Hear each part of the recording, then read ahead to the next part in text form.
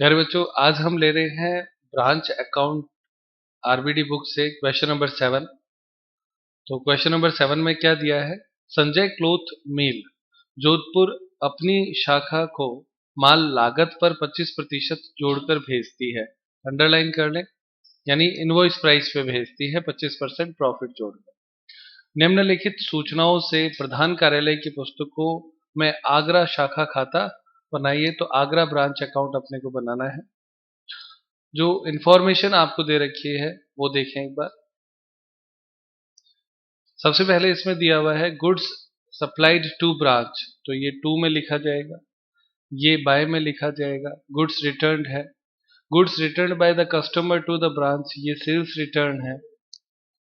फिर उसके बाद में कैश रेमिटेड बाय में लिखा जाएगा, कैश सेल्स नहीं लिखा जाएगा, क्रेडिट सेल्स नहीं लिखा जाएगा, यानी दूसरे अकाउंट में लिखा जाएगा। डिस्काउंट भी नहीं लिखा जाएगा दूसरे अकाउंट में, बैड डेट्स भी नहीं लिखा जाएगा। ये चारों आइटम जो हैं उसमें से कैश सेल्स तो कहीं पे भी नहीं लिखा जाएगा। क्रेडिट सेल्स, डिस्काउंट और बैड डेट्स ये आपके डेटर्स अकाउंट में आएंगे। एक्सपेंसेस सारे टू में आ जाएंगे, सारे खर्चे। इसमें ये जो सेफ है वो दोनों तरफ लिखा जाएगा, ये इसमें इंपॉर्टेंट पॉइंट है क्योंकि ये एसेट्स है। ओपनिंग स्टॉक दिया हुआ है तो वो टू में आएगा, क्लोजिंग स्टॉक दे रखा है वो बाय में आएगा, और ओपनिंग डेटर जो है वो टू में आएगा। क्लोजिंग डेटर दिया हुआ नहीं है तो अपने को कैलकुलेट करना है डेटर्स अकाउंट बनाने के लिए। इसमें दो खाते बनेंगे, तो एक तो आपका ब्रांच अकाउंट और दूसरा डेटर्स अकाउंट। तो देखते हैं कैसे होता है। इसमें दिया हुआ है अपने को सबसे पहले आगरा ब्रांच अकाउंट बनाना है, तो लाइन टू लाइन अपने को सारे ट्रांजैक्शन लिखने हैं। सबसे पहले दिया हुआ है branch goods supplied to branch, तो टू में लिखे to goods sent to branch. यहाँ पे एक शब्द और लिख दे एट कॉस्ट, कॉस्ट प्राइस पे हम इसको बनाएंगे, जबकि जो दिया हुआ है वो इनवॉइस प्राइस है 35,000। तो यहाँ पे अंदर की तरफ लिखना है 35,000 इंटू कॉस्ट लिखना है तो बट्टे इंटू 100 बट्टे 125। इसे सॉल्व करें कितना आता है? अमाउंट कैलकुलेट करके बताएंगे। 28,000, 28,000। ये सबसे पहला ट्रांजैक्शन हमने एट कॉस्ट कर दिया। नंबर दो, to goods return by branch, तो बाय में आएगा, by goods sent to branch return. इसकी अमाउंट आपके दे रखी है 4,000, तो 4,000 इंटू 100 बट्टे 125। सॉल्व करने पर कितना आता है? 3,200। अब उसके बाद में नेक्स्ट पॉइंट आपके थर्ड दे रखा है रिटर्न, ये आपको मैंने कहा सेल्स रिटर्न है, तो सेल्स रिटर्न इस तरफ लिखेंगे डेटर्स अकाउंट में, बाय एसआर सेल्स रिटर्न, तो वो आपके दिया हुआ है 600। उसके बाद में नेक्स्ट आगे देखें, cash remitted to head office, तो ये बाय में लिखेंगे बाय कैश, और अमाउंट आपके दे रखी है 45,200। उसके बाद में नेक्स्ट कैश रेमिटेड के बाद में कैश सेल्स है, इसको कहीं पे भी नहीं लिखना है। क्रेडिट सेल्स दे रखी है 17,200, तो वो यहां लिखनी है टू में, टू क्रेडिट सेल्स, वो आपके दे रखी है 17,200। अच्छा, 24,000 है क्या? लिखिए 24,000। ठीक है प्यारे बच्चों। उसके बाद में नेक्स्ट पॉइंट आपके आता है डिस्काउंट अलाउड, तो ये बाय में आ जाएगा, बाय डिस्काउंट 160। उसके बाद में आपके दे रखा है बैड डेट्स, तो बाय बैड डेट्स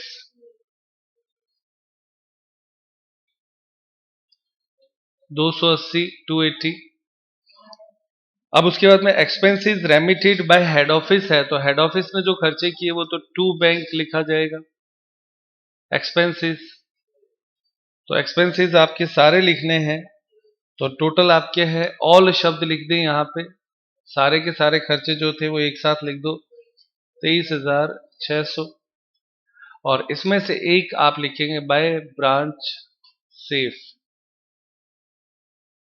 सेफ इसलिए इस तरफ लिखा जाएगा क्योंकि ये एसेट्स है, तो 2200 रुपए आप इस तरफ लिख देंगे। ठीक है प्यारे बच्चों।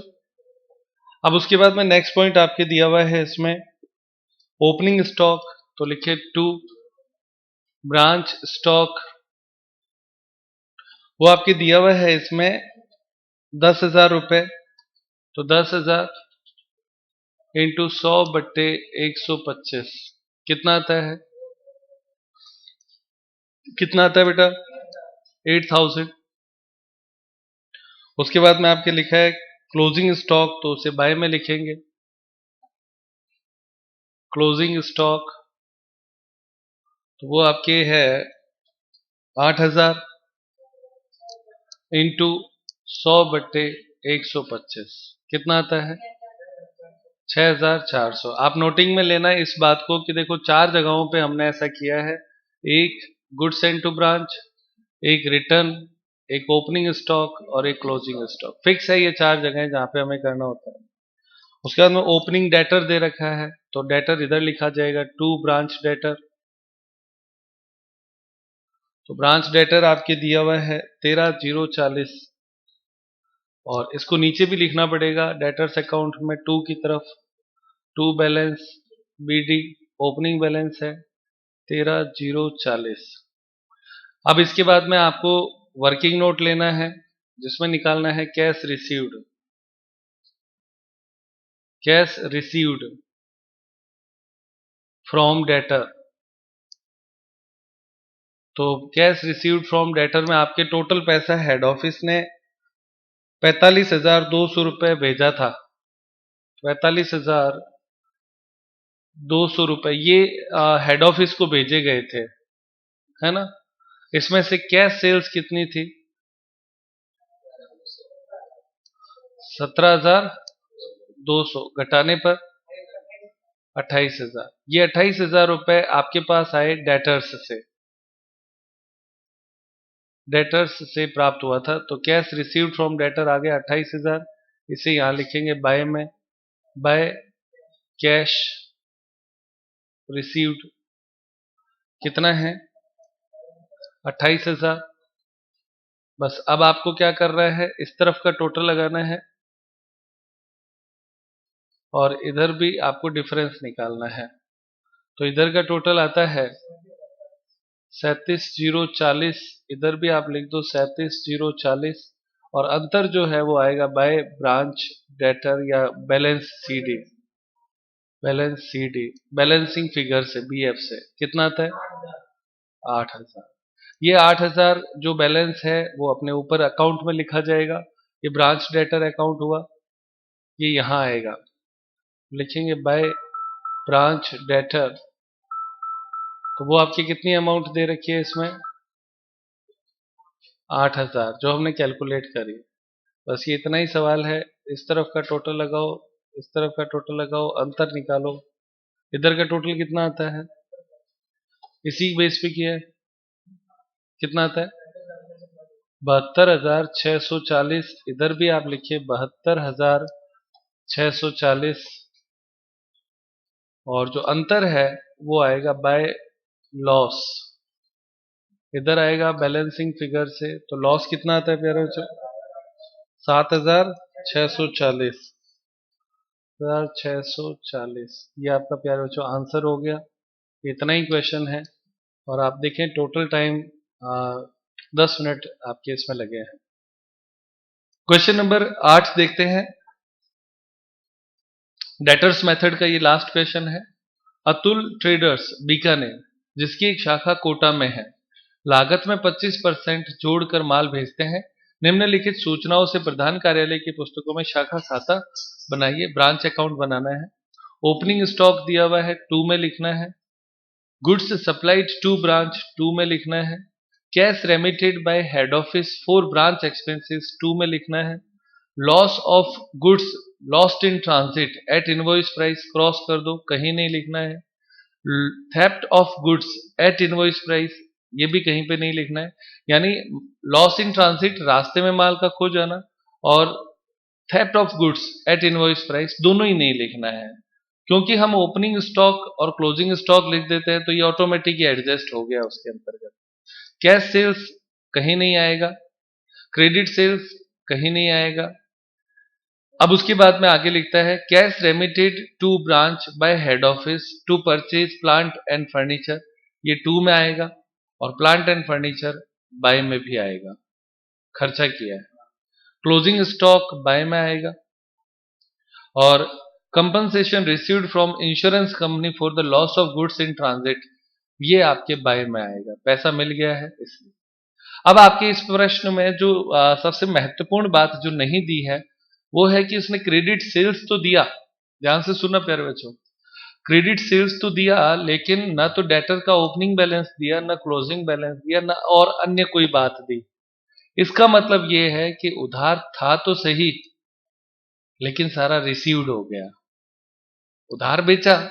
अगर मान लो आप, एक बहुत सिंपल सी बात करता हूं, आप 2 तारीख को, 1 तारीख से महीना शुरू होता है ना, 2 तारीख को उधार देते हो और 10 तारीख को वो पैसा दे जाता है, तो क्रेडिट सेल्स तो दिखाएगा पर वो रिसीव्ड हो गया ये भी दिखाएगा, उसका कोई बैलेंस नहीं बचेगा। तो ये दोनों वैसे तो नहीं आते, लेकिन इन दोनों को जब आप जोड़ेंगे ना, इन दोनों को, तो कैश रिसीव्ड आ जाएगा। क्या आ जाएगा? Cash received. इसका मतलब हम ऐसा मान रहे हैं कि कैश सेल्स तो हमें मिल ही गया है, और जो क्रेडिट सेल्स है ना वो भी पैसा हमें प्राप्त हो चुका है, और अब उस पर ना तो ओपनिंग बैलेंस है ना क्लोजिंग बैलेंस है। और चूंकि ये दोनों ही पैसे प्राप्त हुए हैं तो ये हेड ऑफिस को भेजने हैं, तो ये दोनों मिलाकर बाय में आएंगे, जिसको हम बोलते हैं ना cash remitted to head office, ये वो है। इस प्रश्न में ये इंपॉर्टेंट पॉइंट है, स्टार लगा लेना। बाकी और इसमें कुछ नहीं है। इंश्योरेंस कंपनी ने जो पैसा दिया तो वो सेल्स की तरह मानते हैं, पैसा मिला है हमें, ऐसा ही मानेंगे, तो ये बाय में आ जाएगा। इन दोनों को हमने लिखा नहीं, ये भी इस प्रश्न में इंपॉर्टेंट पार्ट है।